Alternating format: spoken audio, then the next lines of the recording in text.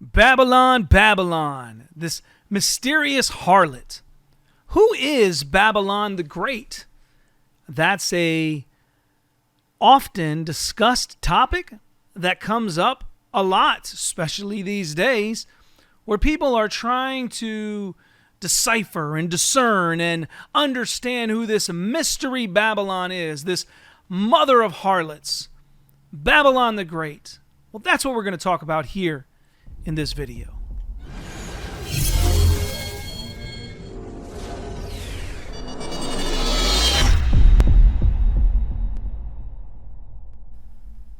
It's extremely important to note that when you look at Scripture, you need to let Scripture be the final authority.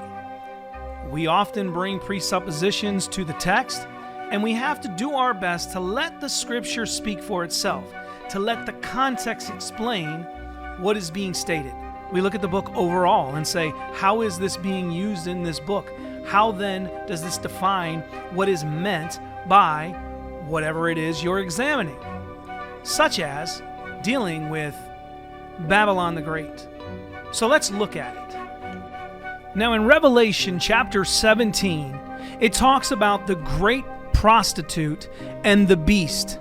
It goes on in verse 4 and it says, "The woman was arrayed in purple and scarlet, and adorned with gold and jewels and pearls, holding in her hand a golden cup full of abominations and the impurities of her sexual immorality.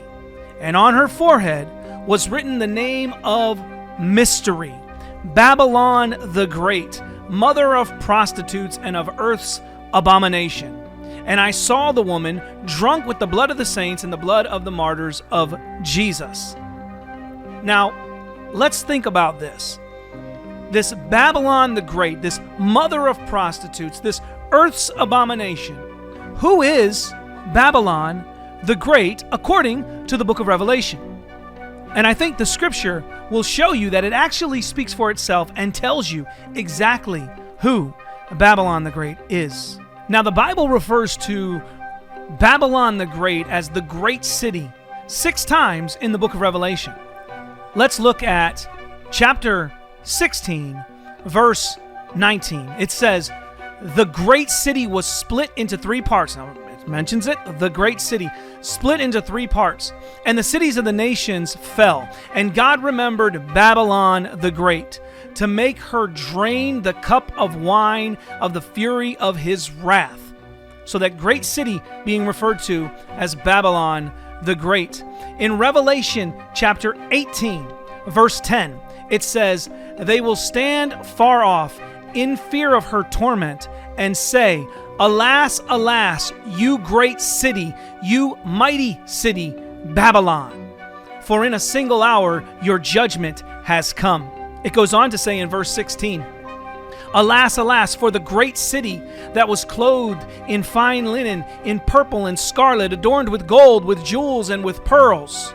Again, referring to this Babylon, the Great, this great city. And then in verse 17, it says, it goes on to the end of it, and it says, "What city is like the great city?" Again, referring to Babylon, the Great. Then it says in verse 19, again, "Alas, alas, for the great city." Then we go down to verse 21 and we see, "So will Babylon, the great city, be thrown down with violence and will be found no more. And the sound of her harpists and musicians, of flute players and trumpeters, will be heard in you no more. And the craftsmen of any craft will be found in you no more. And the sound of the mill will be heard in you no more. And the light of a lamp will shine in you no more. And the voice of the bridegroom and the bride will be heard in you no more. For your merchants were the great ones of the earth, and all the nations were deceived by your sorcery. And in her was found the blood of prophets and of the saints, and of all who have been slain on the earth." Now consider this great city being referred to as Babylon, the Great, this great city. So what is this great city? Revelation tells us. Actually, if you let the scripture speak as what the scripture is saying, it tells you. And it says when you go into chapter 11 where it deals with the 2 witnesses, and it says in verse 8, "And their bodies, their dead bodies, will lie in the street of the great city. Here we see again, great city mentioned in the book of Revelation. And every time we're seeing it mentioned after this point, it's referring to Babylon the Great. And so we're seeing it again here in chapter 11, and it says, their bodies will lay in the street of the great city. And listen to what the scripture tells us, that this city is referred to symbolically. It is called Sodom and Egypt.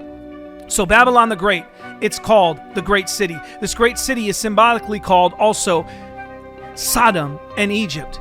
And where is this great city? What is this great city that the book of Revelation is sharing with us, is telling us? What is John laying out before us as he is given this revelation of Jesus Christ that he is now giving to the people as he writes it and lays it out here? It says, where the Lord was crucified. Where was Jesus crucified? Christ was crucified in Jerusalem. And if you see what is being mentioned here as Babylon the great city, that is symbolically Sodom and Egypt, it's referring to Jerusalem. Because the old covenant system, those covenant breakers, have broken God's covenant. And now they're being judged. So Revelation, when it's speaking of Babylon the Great, this mother of all harlots, is referring to Jerusalem, to the Israelites of the old covenant who have broken God's covenant with them. Now, maybe you're still a little bit skeptical because of all the things you've been taught or all the things you've been told, and you haven't allowed the Scripture to interpret the Scripture. So let me give you a little bit more to justify, to show you that this is referring to Jerusalem. This is referring to those covenant breakers of the old covenant system. So it says here in Revelation chapter 17, when it talks about Babylon the Great, the mother of prostitutes, it goes on and says in verse 6, and I saw the woman drunk with the blood of the saints, the blood of the martyrs of Jesus. Remember that. So they're drunk with the blood of the saints, the blood of the martyrs. This is Israel. This is the people of this old covenant system. And if you think about it in the book of Acts, who is it that's going around stirring up the Romans, stirring up the people against those in the church who are going around preaching Christ? It's the Jews. In Revelation, it says those who say they are the Jews but are a synagogue of Satan. That's what's being referred to. But let me continue. When we talk about the blood of the saints, the blood of the martyrs, it says in Revelation chapter 16, when we're dealing with the 7 bowls of God's wrath, it says in verse 6, for they have shed the blood of the saints and the prophets, and you have given them blood to drink. It is what they deserve. Again, God's wrath is going to be poured out in these 7 bowls of God's wrath upon these covenant breakers, being Jerusalem, being the Israelites who were these covenant breakers, those who did not come to Christ. Let's continue, because again, it's absolutely important. In Revelation chapter 18, when it says, so will Babylon, the great city, be thrown down with violence and be found no more.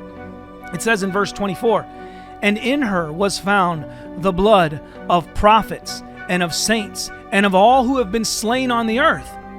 Think about that. Again, this is referring to this Babylon the Great, which I've already showed you is Jerusalem, but just to make sure you understand that it is those people in that first century context that Jesus Christ is talking to in Jerusalem there.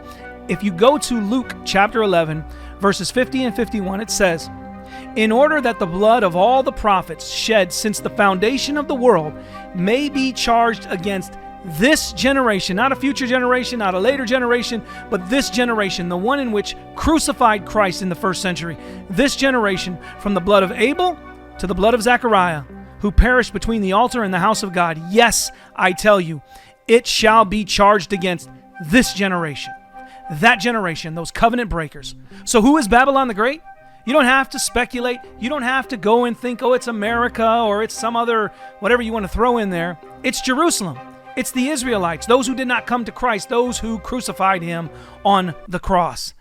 That's Babylon the Great, the mother of all harlots.